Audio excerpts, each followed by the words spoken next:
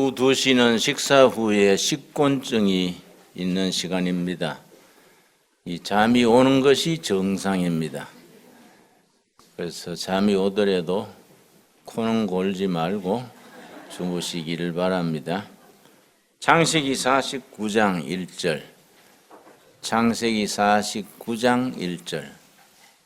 오늘은 12지파 중에서 이사갈 지파에 대해서 전체적으로 한번 살피겠습니다. 야곱의 5번째 아들이 이사갈입니다. 이사갈이 나중에 이사갈 지파의 원조가 되고 12 아들이 신약에 가서는 12사도로 바뀝니다. 천국에 가서는 12문으로 또 상징이 됩니다. 창세기 49장 1절. 야곱이 그 아들들을 불러 이르되 너희는 모이라. 너희가 후일에 당할 일을 내가 너희에게 이르리라. 너희는 모여들으라. 야곱의 아들들아, 너희 아버지 이스라엘에게 들을지어다. 이렇게 시작해서 제일 큰 아들 르벤으로부터 시작해서 12아들 한 명 한 명에 대한 주로 축복, 때로는 저주, 때로는 심판, 그 아들에게 합당한 예언 기도를, 축복 기도를 남겼습니다. 근데 참 특이하게도 그 12아들에게 주신 야곱 아버지의 기도가 수백 년을 거치면서 그대로 응답된다는 것이 아주 신기한 내용입니다. 그중에 오늘 공부하는 주제 이사갈 14절입니다. 창세기 49장 14절. 이사갈은 양의 우리 사이에 꿇어 앉은 건장한 나귀로다. 나귀가 자기 우리에 편안한 마음으로 하루의 일과를 마치고 꿇어 앉아서 저녁에 안식을 누립니다. 분수를 지키고 살아가는 성도의 모습을 나타냅니다. 13절, 15절. 그는 쉴 곳을 보고 좋게 여기며 토지를 보고 아름답게 여기고 어깨를 내려 짐을 메고 앞제 아래서 성기리로다. 순환, 핍박, 고난 중에서도 그 고난을 스스로 받아들이고 불평 없이 고난에 순응하는 겸손한 자세가 이사갈 지파의 아버지 야곱이 남긴 기도입니다. 이사갈 지파의 원조가 되는 이사갈 아들이 태어나는 이야기가 창세기 30장 14절에 나옵니다. 창세기 30장 14절 말씀.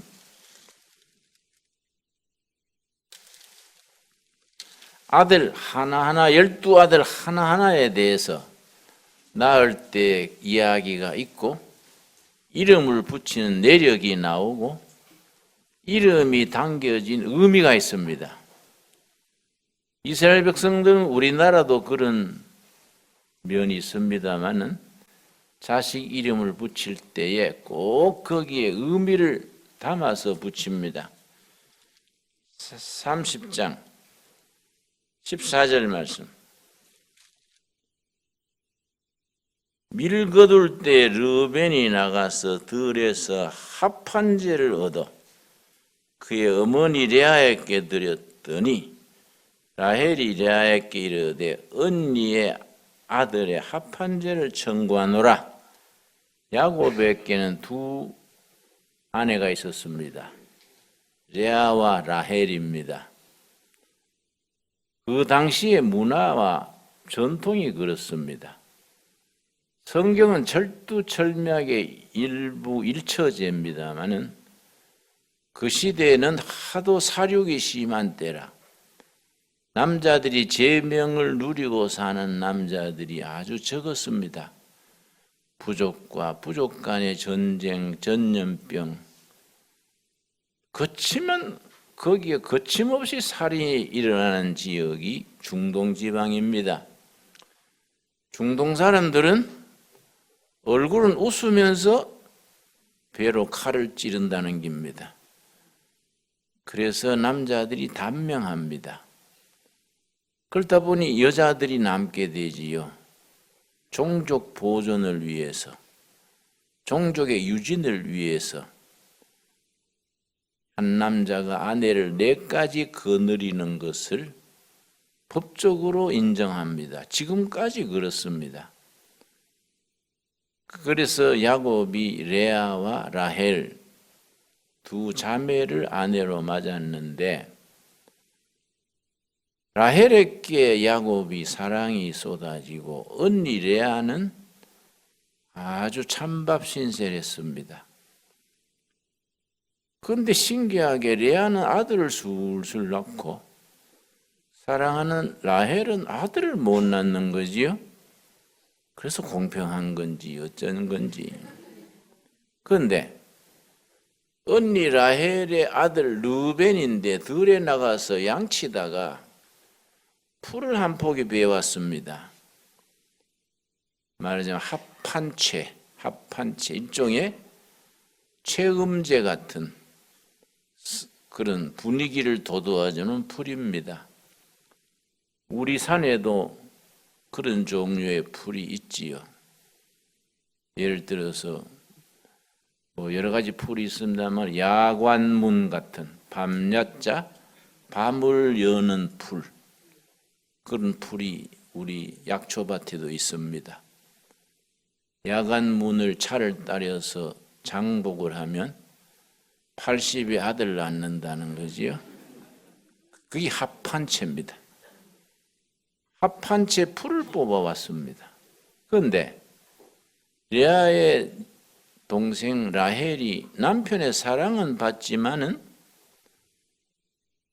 아들을 못 낳으니까 언니의 아들 르벤이 합판채를 구해온 걸 보고 둘이서 협상을 합니다.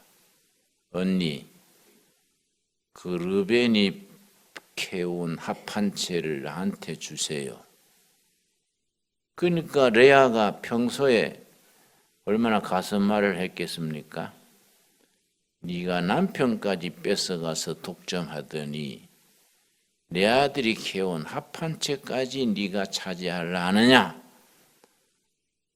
그러니까 라헬이 그러면 언니 합판채는 날 주고 오늘 저녁에 남편이 들어오면 언니 방에 들어가라 할 테니 합판채는 양보하세요. 그 협상이 이루어졌습니다. 그래서 낳은 아들이 이 이사갈입니다. 이사갈을 낳고 아들 이름을 뭐라고 지었느냐? 자, 14절 말씀, 15절. 레아가 그에게 이르되 너가 내 남편을 빼앗은 것이 작은 일이냐? 그런데 너가 내 아들의 합판채도 빼앗고자 하느냐? 라헬이 이르되 그러면 언니의 아들의 합판채 대신에 오늘 밤에 내 남편의 언니와 동참하리라 하니라. 저물 때 야곱이 들에서 들어오매 레아가 나와서 그를 영접하여 이르되 내게로 들어오라. 내가 내 아들의 합판채로 당신을 쌌노라. 그 밤에 야곱이 그와 동참하였더라. 참 재밌죠? 야곱이 바빴겠어요. 예. 17절.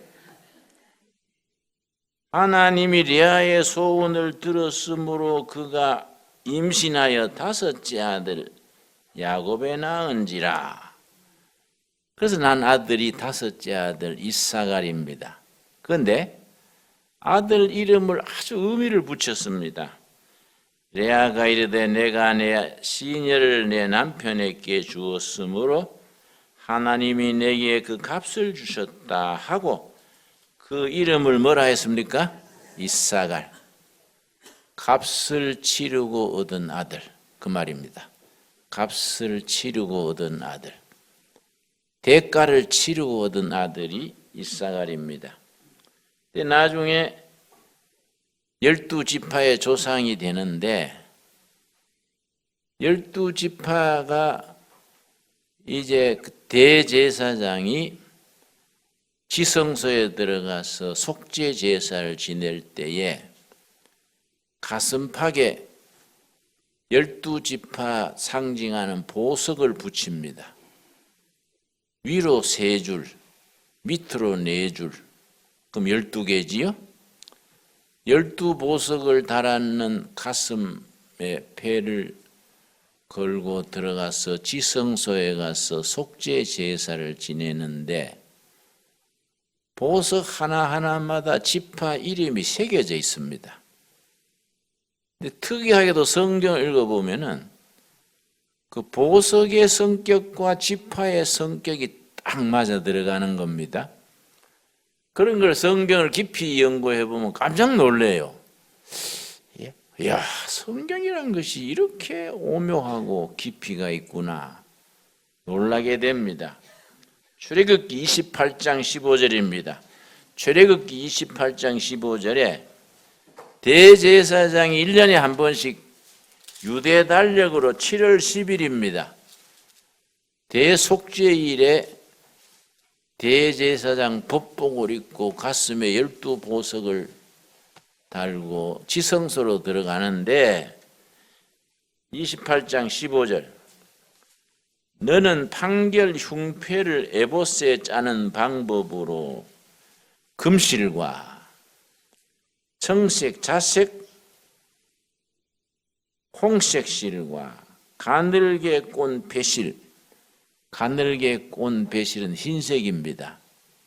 정교하게 짜서 만들되 길이와 너비가 한 뼘씩 2겹으로 매너 반듯하게 하고 그것을 4줄로 보석을 물리되 첫 줄은 뭡니까? 홍보석, 둘째 황옥, 셋째 녹주옥. 홍보석이 요즘 말로는 에메랄드입니다. 에메랄드 여러분 보셨나요? 에메랄드는 유다 지파의 보석입니다. 둘째는 뭡니까? 황옥이 요즘 말로 토파즈는 토파즈. 이게 이사갈 지파의 보석입니다. 그런데 토파즈 보석이 이사갈 지파의 보석인데 이사갈 지파하고 딱 이미지가 맞아요. 토파즈란 보석은 밝을 때는 잘 안 보여요. 태양빛 아래서는 평범한 돌인데 해가 지고 밤이 되면 빛을 발하는 겁니다. 그걸 영적으로 어떻게 해석을 하느냐 하면 고난 중에 진가를 바라는 거지요. 난세에 충신이 난다고 가정이 어려울 때 효부가 나타나는 것이고 토파즈 황옥 보석은 순탄할 때는 눈에 뜨이지 않아요.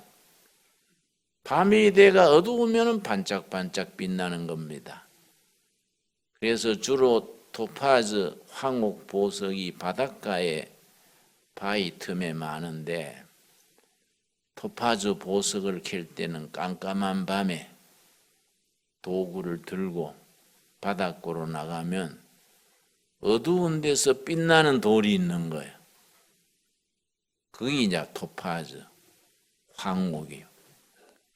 이사갈 지파가 평범한 지파인데 아주 민족적인 위기에 그 지파가 빛을 발하는 거지요. 그리고 성경을 구약 성경을 복음적으로 해석해 온 역사가 있는데 복음에 대한 복음적 해석 영어로 표현할 때는 이반제리칼 어프로치 혹은 이반제리칼 인터프리테이션 그렇게 말합니다.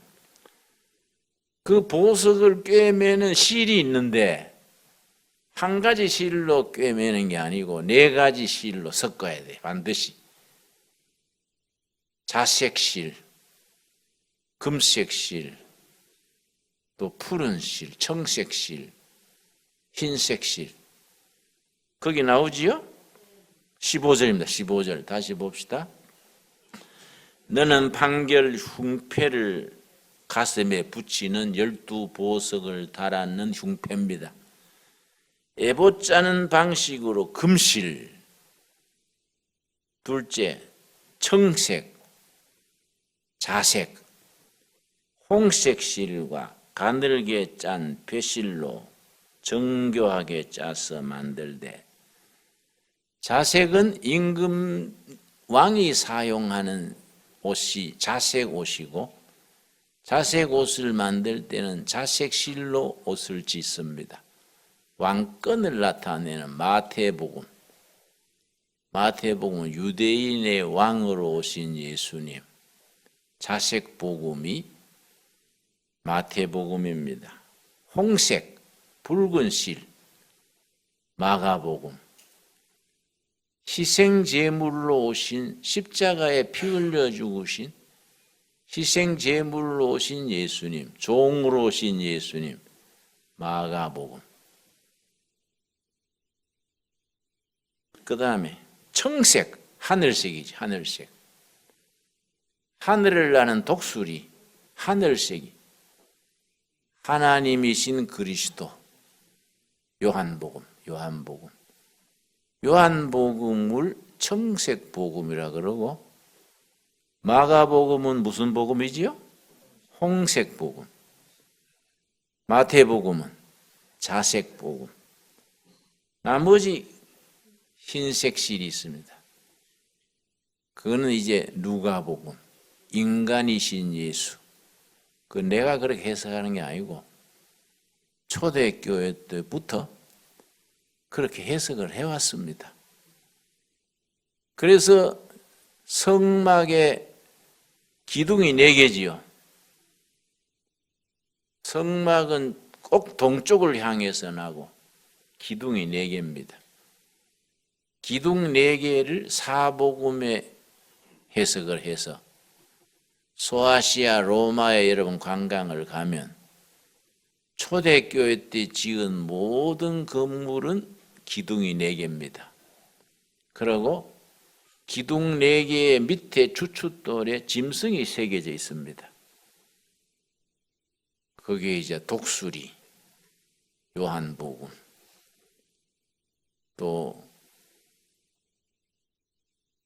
왕을 상징하는 마태복음, 왕이신 예수를 나타내는 마태복음, 거기에 이제 사자를 그렸어요. 짐승의 왕이니까. 마가복음은 무엇을 새겨놨겠습니까? 소. 소뼈까지, 소꼬리까지 뭐 다 섬기니까. 꼬리곰탕 유명하잖아요. 가죽은 또 가죽 만들고, 뼈는 또 울가 묶고, 소 발바닥까지 또 요리하지요.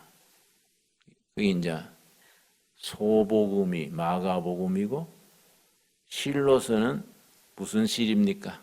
홍색 실. 이렇게 복음을 그렇게 해석을 했습니다. 자, 그런데 이사갈 지파의 보석이 무슨 지파라고요? 무슨 보석이라고요? 토파즈. 우리말로는 황옥. 그런데 그 지파가 400년 흐른 후에, 400 내지 500년 흐른 후에 모세가 죽을 때 12지파를 유언을 합니다. 신명기 33장에 가서 창세기 49장에서는 모세가 죽을 때 12아들을 불러서 전부 아들 이름 부르면서 유언을 하고 죽고, 신명기 33장에 가면은 이번에는 모세가 죽을 때 12지파를 유언을 하는 겁니다. 신명기 33장 1절, 하나님의 사람 모세가 죽기 전에 120세에 죽지요. 가나안 땅 들어가기 한 달 전에 숨을 거두게 되고 신명기는 죽기 전에 설교 3편을 남기고 죽었는데 마지막 3번째 설교가 신명기 끝부분, 이 부분입니다. 33장이 3번째 설교에 속하지요. 이스라엘 자손을 위하여 축복함이 이러하니라. 2절, 그가 일렀으되 여호와께서 시내산에서 오시고 세일산에서 일어나시고 바란산에서 비추시고 1만 성도 가운데서 강림하셨고, 성경에 1만은 많다 이 말입니다. 천은 많다고 만은 엄청 많다. 많은 성도 앞에서 나타나셨다. 1만 성도 앞에서. 그런 표현이 있지요. 사울 때에 사울은 천천히요 바울은 만만이로다. 백성들이 그러니까 사울이 열받아가지고 저 없애야겠구나. 내보다 인기가 높다니 말이 안 되지. 사울이 조울증이 있습니다. 조울증 환자이기 때문에 정서적으로 삐뚤어졌었지요. 다윗이 골리앗 죽이는 걸 보고 백성들이 사울은 천천히요 다윗은 만만이로다. 천은 많다는 기고 엄청 많다가 만만입니다. 그래서 1만 성도 가운데 강림하시고 그의 오른손에는 그들을 위해 번쩍이는 불이 있도다. 3절, 여호와께서 백성을 사랑하시나니 모든 성도가 그의 수중에 있으며 주의 발 아래에 앉아서 주의 말씀을 받는도다. 그렇게 이제 유언을 하기 시작하는데 맏아들이 누구지요? 르벤. 6절, 르벤은 죽지 아니하고 살기를 위하여 그 사람 수가 적지 아니하기를 원하나이다. 그렇게 쭉 나가다가 이사갈에 대해서 어디에서 나오느냐?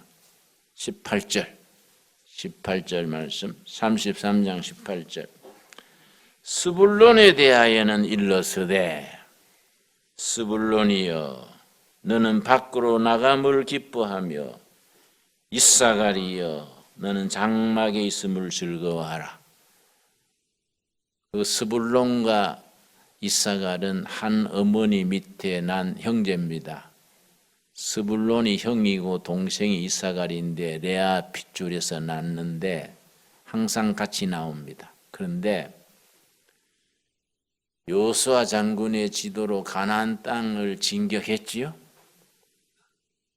여호수아 1장에서 13장까지 점령한 땅을 분배합니다. 14장부터 22장까지는 분배하는 얘기예요. 23장, 24장은 결론, 축복하는 세겜회의 얘기고, 분배할 때 스불론 지파는 바닷가에 인천 항구 같은 바닷가 땅을 주고, 그러니까 밖으로 뻗어나간 거예요. 항구를 중심으로 세계로 뻗어서 무역을 하는 거예요. 무역을 하니까 돈이 많고 풍성하지요. 그런데 이사갈은 저 충청북도 같은 우리나라 도 중에 바다가 없는 도가 충청북도지요. 내륙 속에 아주 산악지대. 충청도가 산이 많고 바다가 없고 후진대 아닙니까? 그래 충청도 같은 충청북도 같은 그걸 이사갈 지파를 그쪽에 분배를 했습니다. 그래서 18절 한번 같이 읽겠습니다.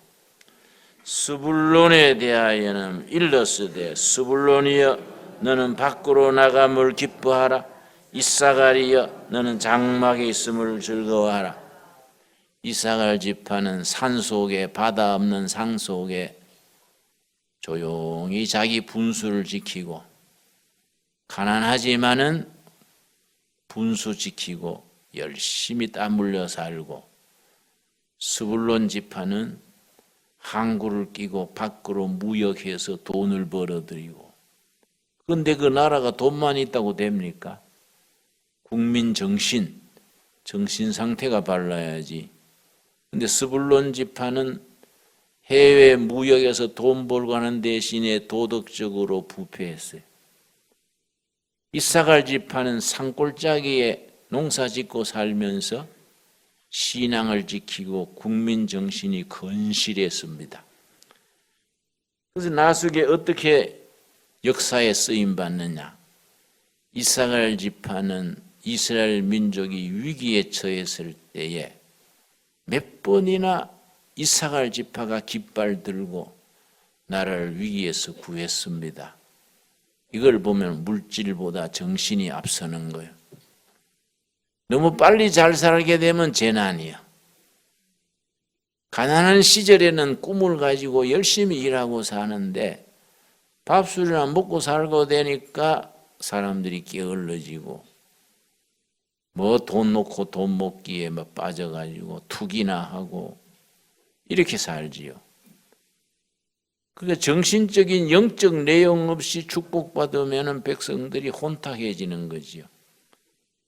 그런 국민 정신을 깨우치는 것이 이사갈 지파입니다. 역대상 12장 32절 말씀.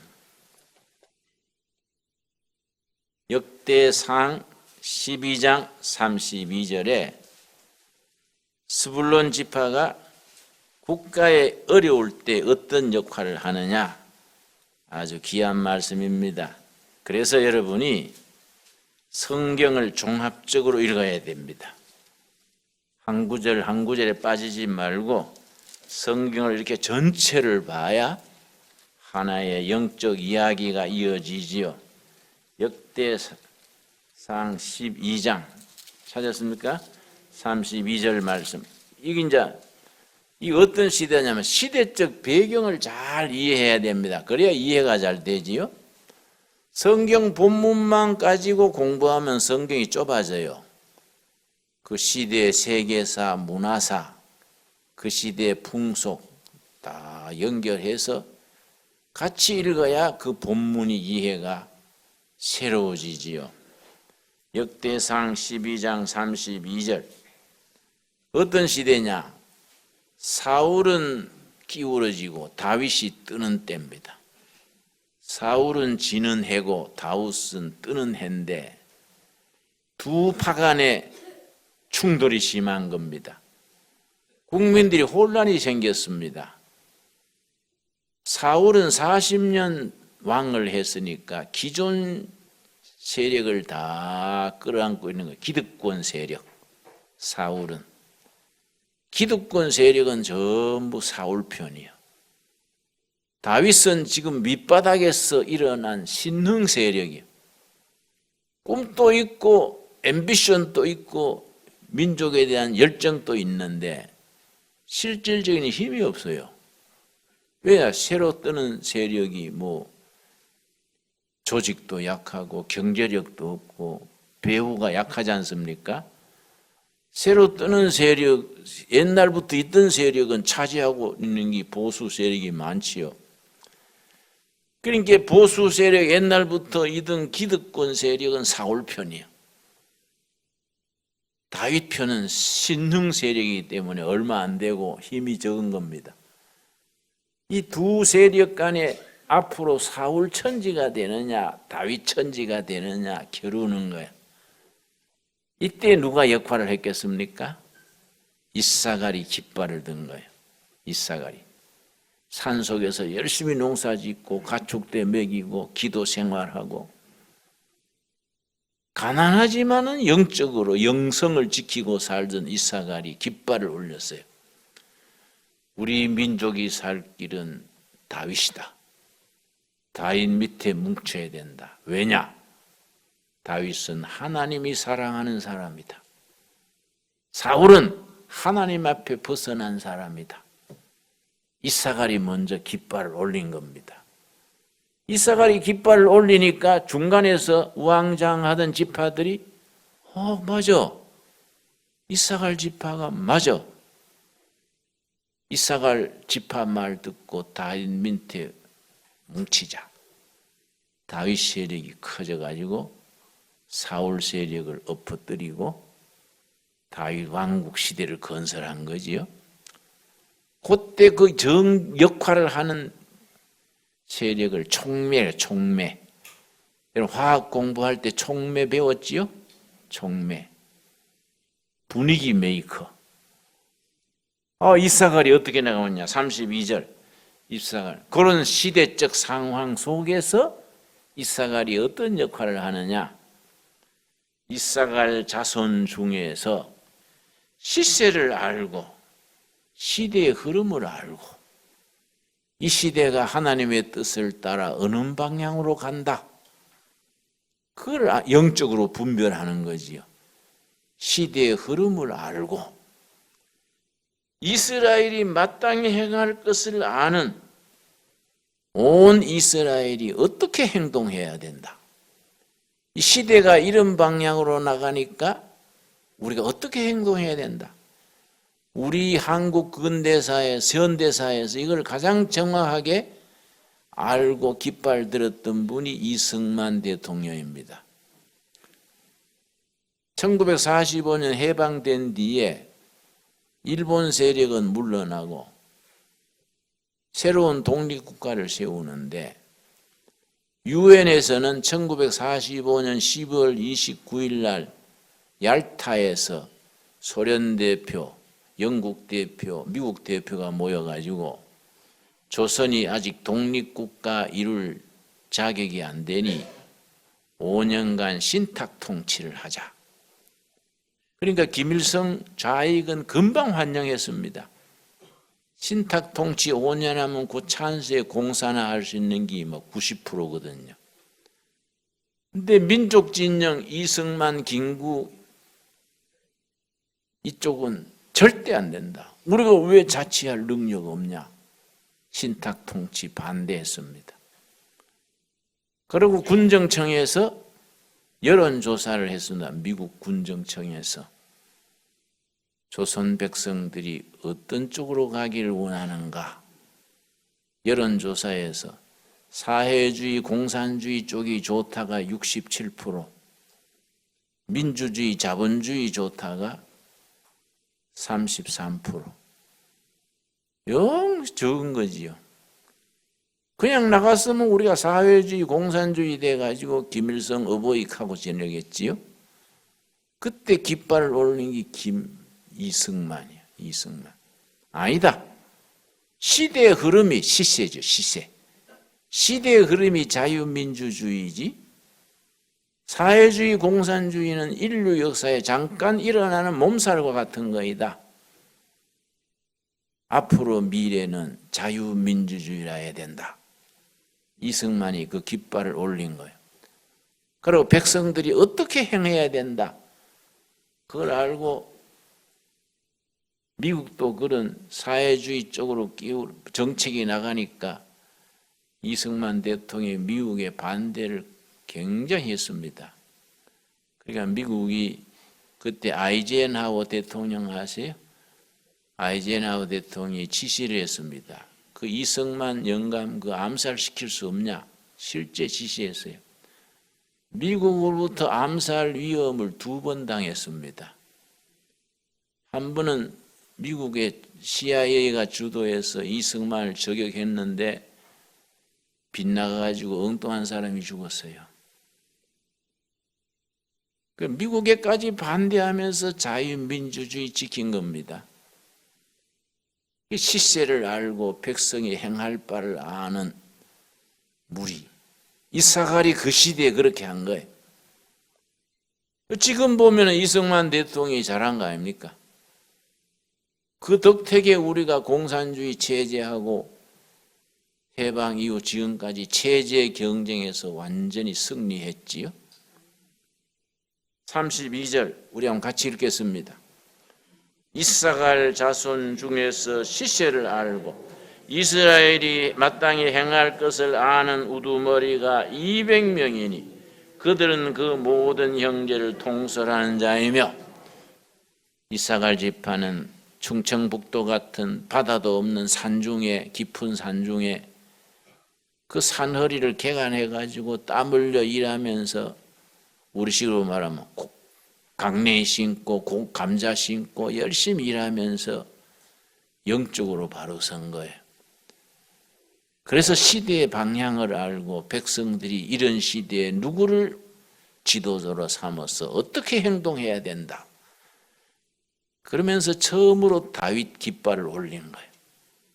다윗을 우리가 지도자로 삼아야 된다.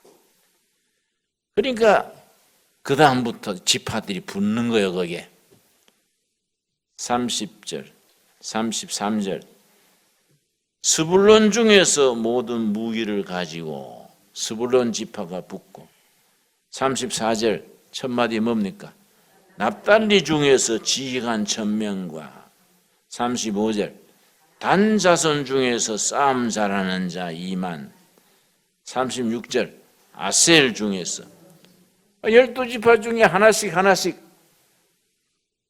이사갈 쪽에 줄 서가지고 다윗을 중심으로 뭉치는 거예요.